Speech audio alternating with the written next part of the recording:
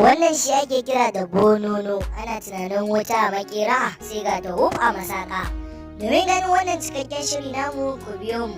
Idan wannan ne zuwa ka na farko muna roƙonka da ka daure ka danna mana subscribe kana ka danna alama kararrawa domin sanar da kai sababbin shirye-shiryenmu da zarar mun dora. Mun gode. Hausa Medium tasha al'umma.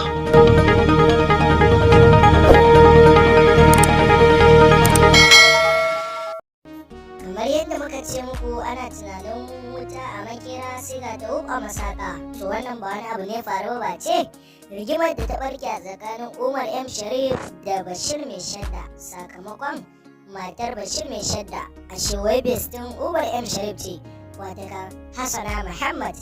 Ashe tunda bestin Umar M Sharif ce shi kuma ya rasa yadda zai Bashir Mai Shadda kawai sai rigima ta barke a tsakaninsu.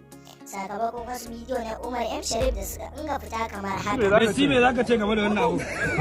Don haka zan fara da dangin ango. Dangin ango ku za ku yi liki a yanzu. In kun yi Messi ga hakuri. Messi ga hakuri. Me zaka ba Messi? akwai inda kaka gida.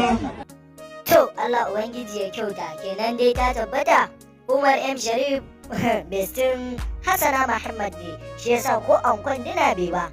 Allah Ubangiji ya kyauta Allah ya raba mu da sharrin besti wata kan kwarto kenan. Shikenan daga ƙarshe dai muna neman alfarma ku masoya ku daure ku danna mana subscribe kana ku danna alamar kararrawa domin sanar da ku sababbin shirye-shiryenmu da zarar mun dora. Muna godiya mu masoya.